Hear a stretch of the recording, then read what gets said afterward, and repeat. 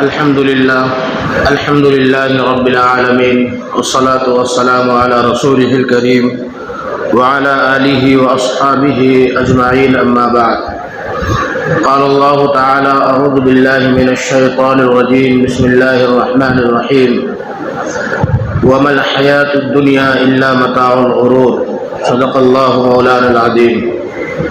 معزز اور مکرم سامعین، پیارے دینی بھائیوں اور بزرگوں، اللہ تبارک و تعالی نے ہمیں اور آپ کو انتہائی خوش نصیب بنایا ہے کہ ہم اور آپ رمضان کے اس ماہ مقدس کو رخصت کرنے والے بنے۔ بڑے خوش نصیب ہیں وہ لوگ جنہوں نے اس مہمان کی قدر کی، عزت کی، تکریم کی، روزے رکھے، تراویح پڑھی اور بھی دیگر عبادتوں سے اللہ کو راضی اور خوش کرنے کا کام کیا۔ بہرحال رمضان کا جو مہینہ گزرا، ہم نے اور آپ نے اس سے کیا سبق لیا، ہمارے اندر کیا چینجنگ آئی، کیا تبدیلی آئی، اور ہمیں رمضان کے بعد اب کیا کرنا چاہیے، ان باتوں پر مختصراً میں روشنی ڈالنے کی کوشش کروں گا۔ سب سے پہلی بات تو یہ کہ رمضان المقدس کا یہ مہینہ گزر گیا، ہم نے اور آپ نے اگر روزہ رکھا تو بڑی خوش نصیبی ہے، جو نہ رکھ پائے آئندہ ارادہ کریں کہ انشاءاللہ ہم روزہ رکھیں گے، رمضان کی قدر کریں گے۔ دوسری چیز، آپ صلی اللہ علیہ وسلم نے فرمایا کہ جو شخص اس مہینے کے 6 روزے رکھ لے، اللہ تعالیٰ اس کو 2 مہینے کے روزے کا ثواب عطا فرمائیں گے۔ جس نے رمضان کا 1 مہینہ روزہ رکھا، گویا اس نے 10 مہینے کا روزہ رکھ لیا، اس لیے کہ اللہ تعالیٰ 1 کا 10 دیتے ہیں، یہ اس کے یہاں ضابطہ ہے۔ تو جس نے 1 مہینہ روزہ رکھا گویا 10 مہینے کا روزہ رکھ لیا، 1 روزہ رکھا گویا 10 روزہ رکھ لیا، تو ہمارا 10 مہینے کا روزہ رمضان کے روزے سے ہو گیا۔ اب جو ہم 6 روزے رکھیں گے وہ 60 روزے کے برابر ہوں گے۔ گویا اگر ہم نے اس شوال کے مہینے میں 6 روزہ رکھ لیا تو ہم نے پورے سال کا روزہ مکمل کر لیا، پورا سال ہمارا روزے سے گزرا۔ اور اس کی اور بھی فضیلت ہے، اس لیے ہمیں اور آپ کو شوال کے روزے کا بھی اہتمام کرنا چاہیے۔ اس میں کوئی ضروری نہیں ہے کہ ہم یہ روزے لگاتار رکھیں، بلکہ ہم 1 دن، پھر 4 دن چھوڑ کے 5ویں دن، 10 دن چھوڑ کے 11ویں دن، پورے شوال کے مہینے میں ہم جب چاہیں اس 1 مہینے کے اندر اس 6 روزے کو مکمل کر لیں۔ جب ہم نے 6 روزہ رکھ لیا تو اب ہم گویا پورے سال روزے سے رہے، اللہ نے سال بھر کے روزے کا ثواب ہمیں اور آپ کو دے دیا۔ دوسرا کام یہ کرنا ہے، اس کے بعد عید ختم ہو گئی، اب ہمیں اور آپ کو کرنا یہ ہے کہ ہم رمضان میں جس طریقے سے گناہوں سے بچنے والے بن گئے تھے، جس طریقے سے ہم نے ان کاموں کو چھوڑ دیا جو رمضان سے پہلے ہم کرتے تھے، رمضان میں ہم رک گئے، ہم بالکل نیکیوں کے ساتھ شریعت کے مطابق زندگی گزارنے والے بن گئے یا اس کی کوشش کرنے لگے، تو ہم اور آپ یہ کوشش کریں کہ رمضان میں جو ہماری عادت لگی ہے وہی عادت پورے سال ہماری برقرار رہے، ہماری وہ عادت برقرار رہے۔ ہم نے گناہوں کو چھوڑ دیا، ہم نے حلال چیز کو بھی چھوڑ دیا۔ روزے میں آپ کھانا نہیں کھا سکتے، کھانا کھانا حرام۔ روزے میں حلال بیوی سے نہیں مل سکتے، بیوی سے ملنا حرام۔ روزے میں آپ حلال پانی نہیں پی سکتے، پانی پینا حلال ہے، لیکن جب آپ نے روزے کی نیت کی تو آپ نے اپنے اوپر کھانے پینے کو حرام کر لیا۔ تو جب آپ حرام چیز حلال چیز سے بچ رہے ہیں، جب آپ نے حلال چیز کو چھوڑ دیا تو روزے کے بعد آپ کم از کم حرام چیز سے بچنے والے بن جائیں، کم از کم آپ مکروہ چیز سے بچنے والے بن جائیں، ان چیزوں سے بچنے والے بنیں جس سے اللہ ناراض ہوتا ہے، اللہ کا نبی ناراض ہوتا ہے، جو شریعت کے خلاف ہے، دین اسلام کے خلاف ہے، کم سے کم ہم ان چیزوں سے بچنے والے بن جائیں۔ یہ دنیا کی زندگی یہ دھوکے کی زندگی ہے۔ ہم نے رمضان میں تو یہ سمجھا کہ رمضان میں گناہ کرنا بہت بڑا گناہ ہے، رمضان میں نیکیوں کا اجر بڑھا دیا جاتا ہے اور گناہوں کو بھی بڑھا دیتا ہے، گناہ کا پاور بھی بڑھا دیتا ہے۔ اگر ہم رمضان میں گناہ کریں گے تو رمضان سے پہلے یا رمضان کے بعد جو ہم گناہ کرتے ہیں اس میں تو گناہ کم ہوگا، لیکن رمضان چونکہ مقدس مہینہ ہے اس میں اگر کوئی گناہ کرے گا تو اللہ تعالیٰ اس کے گناہوں کو بھی بڑھا دے گا، اس لیے کہ رمضان کی اس نے ناقدری کی۔ رمضان بڑا مقدس مہینہ تھا، لیکن ہم اور آپ یہ بھی کوشش کریں کہ جس طریقے سے ہم نے رمضان میں گناہوں کو چھوڑا، ہم رمضان کے بعد بھی پورے سال گناہوں کو چھوڑنے والے بن جائیں، ہم رمضان کے بعد بھی حرام لقمہ کھانے سے بچ جائیں، ہم رمضان کے بعد بھی حلال کمائی کرنے والے بنیں، حلال چیزوں کی طرف جانے والے بنیں، عبادت میں اضافہ کر دیں۔ جس طرح ہم نے نمازوں کی رمضان میں پابندی کی، اسی طرح ہم رمضان کے علاوہ بھی نمازوں کے پابند بنیں۔ جس طریقے سے ہم نے رمضان کے اندر لوگوں کو تکلیف دینا چھوڑ دیا، غیبت اور چغلی سے ہم نے پرہیز کر لیا، کسی کے دل میں حسد رکھنے سے، کسی کے خلاف بدگمانی کرنے سے ہم نے پرہیز کر لیا، ہمارے لیے یہ بھی ضروری ہے کہ رمضان کے علاوہ دنوں میں بھی پورے سال ہم ان چیزوں سے بچے رہیں، ہم ایک دوسرے کی بدگمانی نہ کریں، ہم ایک دوسرے کے خلاف دشمنی اور عداوت دل میں مول نہ لیں، ہم ایک دوسرے کے لیے حسد دل میں نہ پالیں۔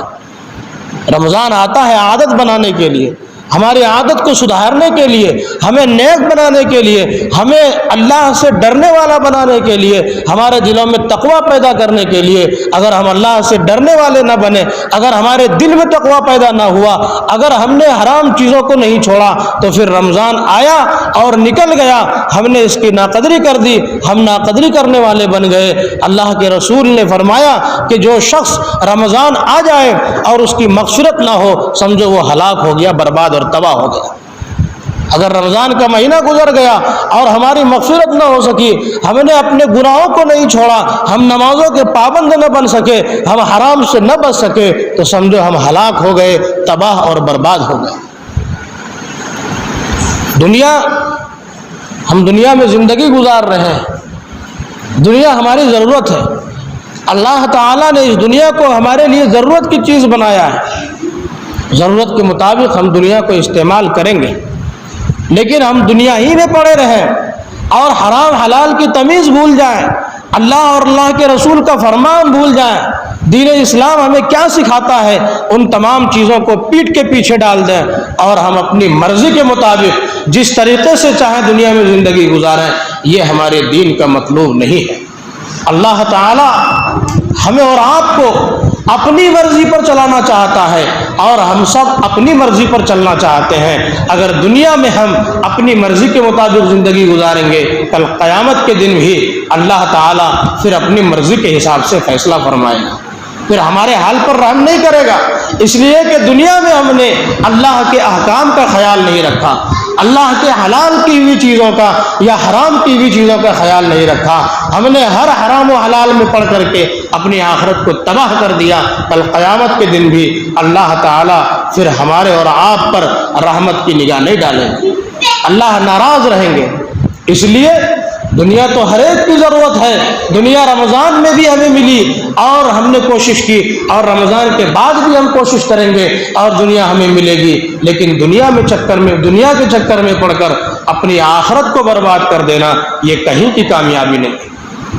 ہم نے ابھی قرآن کی آیت کا ایک چھوٹا سا ٹکڑا پڑھا کہ دنیا کی زندگی دھوکے کی پونجی ہے، وَمَا الْحَيَاةُ الدُّنْيَا إِلَّا مَتَاعُ الْغُرُورِ، دھوکے کا سامان ہے، یہ دنیا کچھ بھی نہیں ہے، مچھر کے پروں سے بھی کم قیمت، بلکہ کچھ بھی قیمت نہیں ہے دنیا کی۔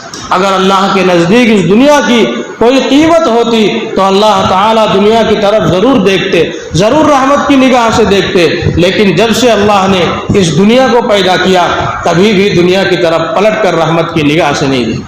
اس سے کیا سمجھ میں آیا کہ اللہ کے نزدیک دنیا کی کوئی قدر و قیمت نہیں ہے، دنیا ہماری ضرورت ہے، دنیا میں اللہ نے اپنی ضرورت کو استعمال کرنے کا حکم دیا ہے، لیکن دنیا میں پڑھ کر اپنی آخرت کو تباہ کر لیں، یہ کہیں کی کامیابی اور کوئی عقل مندی کی بات نہیں، یہ سراسر بیوقوفی کی بات ہے۔ میرے بزرگوں اور پیارے دینی بھائیوں، اور سب سے امپورٹنٹ چیز جو ہمیں اور آپ کو کرنا ہے، جو دنیا میں تباہی کا، فساد کا سب سے بڑا ذریعہ بنتا ہے، وہ ہے ہمارے دلوں کا پلٹ جانا، ہمارے دلوں میں کسی کے خلاف حسد بھر جانا، بغض و عناد آ جانا، دشمنیاں پال لینا۔ اس سے آپس کی دشمنی، قوم میں، معاشرے میں، سماج میں نفرت کی آگ اور پھر لڑائی جھگڑا اور فساد، ان تمام چیزوں کا دروازہ کھل جاتا ہے، فساد کا بازار گرم ہوتا ہے، ہماری زندگیاں تباہ ہو جاتی ہیں، ہماری دنیا بھی جہنم بن جاتی ہے اور ہم اپنی آخرت کو بھی تباہ کر لیتے ہیں۔ یہ حسد، یہ کینہ کپٹ، ان چیزوں کو دور کرنے کے لیے رمضان آتا ہے۔ جب تم بھوکے رہو گے، پیاسے رہو گے، ایک دوسرے کا درد اور دوسرے کی تکلیف تمہیں دکھے گی، دوسرے کے درد کا احساس ہوگا، اور آپس کی رنجشوں کو بھلانے کے لیے اللہ نے عید جیسا مبارک دن ہمیں اور آپ کو عنایت کیا۔ تو ہم اور آپ جس طرح رمضان میں اور عید میں اپنے دل کو صاف کرنا چاہتے ہیں، تو صرف عید کے دن ہی نہیں بلکہ ہم پورے سال اپنے دل کو صاف کرنے والے بنیں، پورے سال ہم اپنے دل سے کینہ اور کپٹ کو دور کرنے والے بنیں، پورے سال بلکہ ہمیشہ زندگی بھر کے لیے اپنے دل میں کسی کا حسد نہ آئے، اس مقام تک ہم پہنچنے والے بنیں۔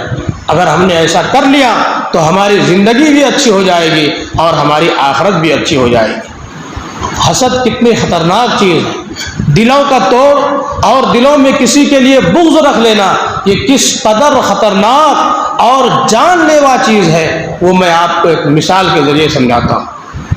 ایک بادشاہ تھا، اس کا ایک وزیر ہے بہت ہی چہیتا اور بہت پیارا، بہت محبت تھی اس وزیر سے، ہر وقت ہر کام اس سے کرایا کرتا تھا، انعام دیتا تھا، اس کو ہدیہ اور تحفہ دیتا تھا۔ لیکن اس کا دوسرا ایک وزیر تھا، وہ اس وزیر سے بہت جلتا تھا، بہت حسد کرتا تھا، بڑا خفا ہوتا تھا۔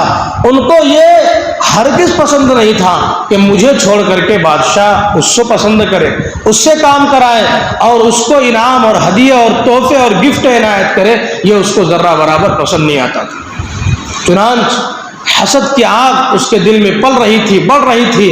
رفتہ رفتہ رفتہ رفتہ یہ آگ اتنی بڑھی کہ اب اس نے سازش کرنا شروع کر دی کہ اس کے خلاف سازش کریں گے، اس کو قتل کرا دیں گے، اور جب تک اس کو قتل نہیں کرائیں گے اس وقت تک ہم چین سے نہیں بیٹھیں گے۔ اس وزیر نے دل میں حسد کی بیماری مول لے لی، اور وہ حاسد جو تھا، حسد کرنے والا وزیر، وہ اتنا قابل نہیں تھا، اور جس سے بادشاہ محبت رکھتا تھا وہ قابل وزیر تھا، وہ کام کے لائق کا بندہ تھا، عقل مند اور ٹیلنٹڈ تھا، اس لیے بادشاہ کو اس سے محبت تھی۔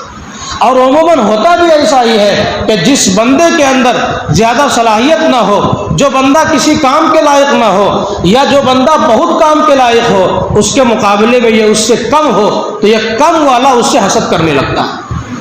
اگر کسی کے پاس مال کم ہو تو مالداروں کو دیکھ کے کم مال والا بعض وقت حسد کرنے لگتا ہے۔ سبوں کی بات نہیں کر رہا ہوں، بعض مرتبہ ایسا بھی ہوتا ہے، کسی کے پاس اچھی صلاحیت ہو، اچھی ڈگری ہو، تو اس سے کم ڈگری والا اس سے دیکھ کر جلنے لگتا ہے، حسد کرنے لگتا ہے۔ یہ عام ایک معمول ہے اور ایک فطرت بھی ہے، لیکن اسی چیز کو ہمیں اور آپ کو مارنا ہے۔ ہمیں یہ سمجھنا ہے کہ اللہ تعالیٰ نے اس کو زیادہ ضرورت محسوس کیا، اللہ نے اس کو زیادہ دیا۔ اللہ نے ہمارے لیے کم ضرورت محسوس کیا، اللہ نے ہمیں کم دیا۔ یا ایسا بھی ہو سکتا ہے کہ اللہ نے اس کو زیادہ دے کر اس کی آزمائش اور امتحان کا ذریعہ بنا دیا، اس کو آزمائش کے لیے دیا ہو، اگزام کے لیے دیا ہو، اور اللہ نے ہمیں کم دے کر ہمارے لیے دنیا اور آخرت کی بھلائی کا فیصلہ کر لیا۔ ہمیں اور آپ کو یہ سوچنا ہے، رضینا قسمت الجبار فینا، ہمیں تو یہ کہنا ہے اے اللہ ہم تمہاری تقسیم پر راضی ہیں، تو نے ہم کو جتنا دیا ہے تیرا شکر ہے اور کرم ہے، ہم تو اس لائق بھی نہیں تھے، تم نے ہم کو دیا ہے، تیرا کرم ہے۔ ہمیں اس طرح صبر اور شکر کے ساتھ زندگی گزارنے کا حکم دیا گیا۔ بہرحال وہ وزیر بہت جلتا تھا۔ ایک دن اس نے بادشاہ سے جا کر کہا، بادشاہ سلامت، آپ جس وزیر کو جان سے بھی زیادہ عزیز رکھتے ہیں، جس وزیر کو بہت زیادہ چاہتے ہیں، معلوم ہے وہ وزیر آپ کے بارے میں کیا کہتا ہے؟ وہ وزیر آپ کے بارے میں کہتا ہے کہ بادشاہ کے منہ سے تو بدبو آتی ہے، بادشاہ کے منہ سے تو بدبو آتی ہے، بادشاہ تو بہت خراب آدمی ہے، بادشاہ تو اپنی زبان اپنے منہ کی بھی حفاظت نہیں کر سکتا۔ بادشاہ نے کہا ایسا؟ کہا ہاں بادشاہ سلامت، اگر آپ کو یقین نہ آئے تو میں ثبوت اور دلیل اور گواہ کے ساتھ میں آپ کو یہ معاملہ پیش کر سکتا ہوں اور میں ثابت کر سکتا ہوں کہ آپ جس کو محبوب رکھتے ہیں، آپ کا محبوب وزیر آپ سے نفرت کرتا ہے، صرف انعام لینے کے لیے، آپ سے خزانہ لینے کے لیے، روپیہ اور پیسے درہم و دینار لینے کے لیے وہ آپ کا کام کرتا ہے اور آتا جاتا ہے، ورنہ حقیقت میں وہ آپ سے نفرت کرتا ہے۔ ادھر وزیر کو جا کر کہا کہ بھائی بادشاہ تو تم سے سخت ناراض ہے، وہ تو خالی کام کی تم کو اجرت دیتے ہیں، کام کا انعام دیتے ہیں، جو تم کام کرتے ہو اسی کا انعام ملتا ہے، باقی بادشاہ تم سے سخت ناراض۔ تو کیا بات ہے؟ کہا اگر تم جاننا چاہتے ہو تو میرے یہاں دعوت پر آؤ۔ اس نے اس کی دعوت کر لی اور دعوت میں کچا پیاز، کچا لہسن اور کچی ایسی چیزیں کھلائی جس سے بدبو آتی، خوب اس کو کھلایا پلایا، رخصت کیا۔ بادشاہ نے جب رات میں اس کو بلایا کسی کام کے لیے، اب یہ جب وزیر گیا تو چونکہ اس نے لہسن پیاز ادرک کا سامان کھایا تھا وہ بھی کچا، تو اس نے یہ سوچا کہ میں اپنے منہ پر کپڑا رکھ لیتا ہوں تاکہ بادشاہ کو میرے منہ کی بدبو نہ جائے، میرے منہ کی بدبو اور گندگی محسوس نہ ہو۔ اس نے اپنی بدبو کو چھپانے کے لیے منہ پر کپڑا رکھ لیا۔ ادھر بادشاہ کے ذہن میں اس نے ڈال دیا تھا کہ وہ آپ سے نفرت کرتا ہے، وہ کہتا ہے کہ آپ کے منہ سے بدبو آتی۔ بہرحال بادشاہ کے سامنے جیسے ہی گیا، منہ پر کپڑا دیکھا تو اس کو یقین آ گیا کہ واقعی میرا یہ وزیر جس کو میں اپنی جان سے بھی زیادہ چاہتا ہوں یہ تو مجھ سے نفرت کرتا ہے، یہ تو واقعی میرا نافرمان غلام ہے، نافرمان وزیر ہے۔ چنانچہ دیکھو گواہ اور دلائل اور ثبوت مل گئے، چنانچہ اس نے کیا کیا؟ اس نے واقعی دل میں نفرت اور دشمنی اس وزیر کی مول لے لی۔ لیکن اس بادشاہ نے بھی، اللہ نے اس کو عقل دی۔ ہمیشہ ایسا ہوتا ہے کہ جب بھی کسی مظلوم کے خلاف کوئی آدمی پلان بناتا ہے، کسی کے لیے حسد کرتا ہے، تو اللہ تعالی حاسد کو، حسد کرنے والے کو، جلنے والوں کو عبرتناک انجام دیتے ہیں۔ اور حقیقت کیا ہے اور صحیح کیا ہے، پیور کیا ہے، ریئل کیا ہے، وہ اللہ سب کے سامنے لا دیتے ہیں۔ بادشاہ کو اللہ نے یہ بات دل میں ڈال دی کہ ہو سکتا ہے وہ وزیر جس نے آپ کو یہ بات دل میں ڈالی ہے کہ یہ وزیر نفرت کرتا ہے، ہو سکتا ہے وہ وزیر حسد کرنے والا۔ اگر واقعہ ایسا ہی ہے تو آپ ایک کام کیجئے، ایک خط لکھیے۔ بادشاہ کے دل میں آیا، اس نے ایک خط لکھوایا اور ایک جلاد کے پاس وہ خط بھیجا۔ اس میں یہ لکھا تھا کہ جیسے ہی یہ خط والا شخص تمہارے پاس پہنچے فوراً اس کی گردن اڑا دو۔ اس خط میں ایک ہی بات لکھی کہ جیسے ہی یہ خط والا آدمی تمہارے پاس پہنچے اس کی گردن فوراً تم اڑا دو۔ بادشاہ نے یہ خط اسی وزیر کو دیا جس کو وہ چاہتا تھا۔ اگرچہ بادشاہ کو دل میں یہ لگا کہ ہم سے یہ نفرت کر رہا ہے، جیسا کہ اس وزیر نے یہ کہا تھا کہ آپ سے یہ نفرت کرتا ہے اور کہتا ہے کہ منہ سے بدبو آتی ہے، چلو میں آزماتا ہوں۔ اگر وہ آدمی لالچی ہوگا، حسد کرنے والا اور جلنے والا ہوگا تو ضرور وہ دوڑ کر آئے گا۔ چنانچہ ہوا ایسا ہے، بادشاہ نے کچھ پیسے دیے، کچھ انعام دیے اس وزیر کو جو منہ پہ کپڑا رکھا ہوا ہے، جو اس کا چہیتا اور محبوب ہے، کچھ انعام دیا اور وہ خط دے کر کہا کہ جاؤ فلاں کو پہنچا دو، جب تم خط پہنچا کر آؤ گے تجھے اور بھی زیادہ میں انعام دوں گا۔ یہ کہہ کر روانہ کیا۔ اب وہ وزیر جو حسد کرنے والا اور جلنے والا تھا، اس نے جب دیکھا کہ میں نے جو چال چلی تھی میری چال تو الٹی پڑ رہی ہے، بادشاہ نے اس کی غلطی کو معاف کر دیا اور اس کو مزید انعام دے دیا اور خط لے کر کے بھیجا، یعنی اس سے اور بھی دیگر کام لینے لگے۔ چنانچہ اس نے فوراً حسد اور جلن کی آگ میں جلتے ہوئے آیا اور کہا کہ بھائی یہ خط تم مجھے دے دو، یہ خط مجھے دے دو، میں جا کر پہنچا دیتا ہوں۔ اس نے کہا ٹھیک ہے لے کر جاؤ، مجھے کیا۔ چنانچہ خط وہ جیسے ہی لے کر گیا، جلاد نے خط کھولا، اس میں لکھا تھا اس کو قتل کرو، تلوار نکال کر فوراً اس کی گردن اڑا دی۔ واقعہ سمجھ میں آ گیا کہ حسد کا انجام دنیا میں کتنا خطرناک اور برا ہوتا ہے کہ دنیا بھی اس کی تباہ ہو جاتی ہے اور آخرت میں تو تباہی اور بربادی لازم ہے۔ اس لیے ہم اور آپ ان حسد اور جلن کے آگ کو دل سے بالکل نکال کر پھینک دیں۔ دنیا ایک نہ ایک دن ختم ہو جائے گی. آج ہمارا وقت ہے، کل ہماری جگہ پہ کوئی اور آ جائے گا، پرسوں ہماری جگہ پہ اس کی جگہ پہ کوئی اور آ جائے گا. آج وہ قبر میں ہے، کل ہم قبر میں جائیں گے. دنیا نہ کسی کی ہوئی ہے نہ کسی کی ہونے والی ہے. اگر دنیا کے پیچھے بھاگو گے دنیا بھاگتی رہے گی. اگر تم دنیا سے منہ موڑ لو گے دنیا تمہارے قدموں میں آئے گی انشاءاللہ. یہ انبیاء کا اور بزرگوں کا تجربہ ہے کہ جو دنیا سے کٹتا ہے، بھاگتا ہے، دنیا اس کے قدموں میں آتی ہے. لیکن دنیاوی ضروریات ہمارے پیچھے لگی ہے، دنیا سے ہم بھاگ بھی نہیں سکتے.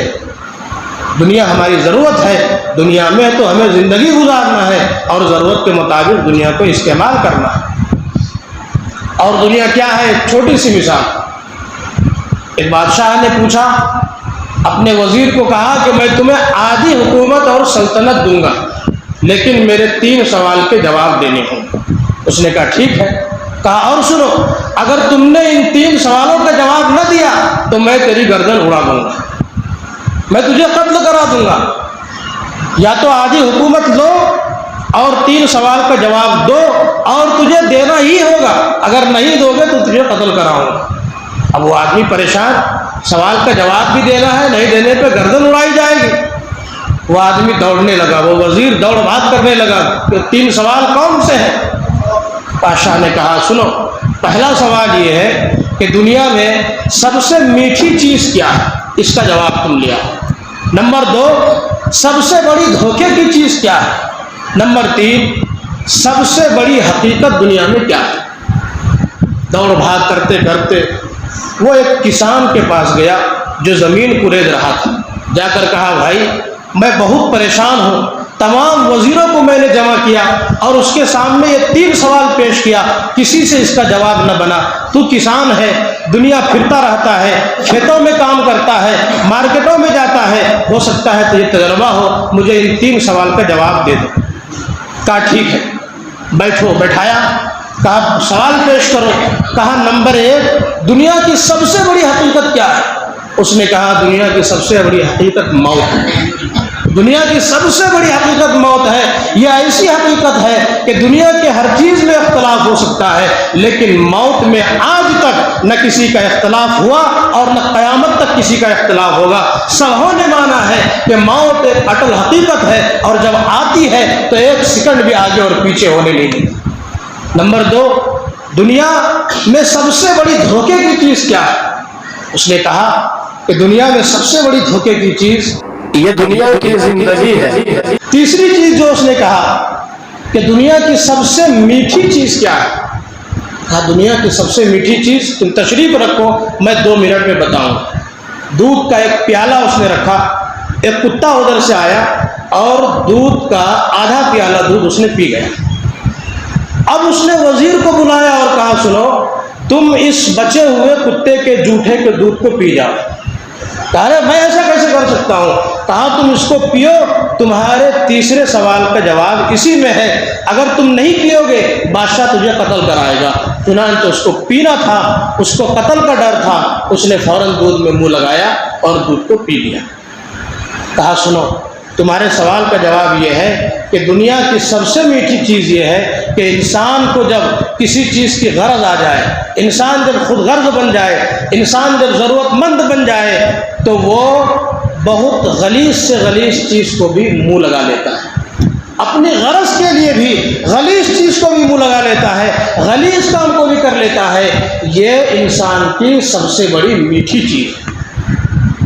اس سے سمجھ میں آیا کہ دنیا تو دھوکے کا گھر ہے لیکن ہم غرض کے لیے بہت سارے ایسے کام کرتے ہیں لیکن ہمیں اور آپ کو شریعت کے خلاف کبھی بھی زندگی نہیں گزارنی. رمضان کا سب سے بڑا پیغام یہی ہے کہ جس طرح ہم گناہوں سے بچنے والے بنے، رمضان کے بعد بھی ہم پورے سال گناہوں سے بچنے والے بنیں گے. ہم عید کے پیغام کو عام کریں گے، دلوں کو جوڑ کر محبت کے ساتھ مل جل کر کے چلیں گے. اگر ہم نے ایسا کیا تو اللہ تعالی ہماری دنیا بھی کامیاب کرے گا اور ہماری آخرت بھی کامیاب کرے گا. اللہ تعالی ہمیں اور آپ کو کہنے سننے سے زیادہ عمل کی توفیق عطا فرمائے. وآخر دعوانا الحمد للہ رب العالمین.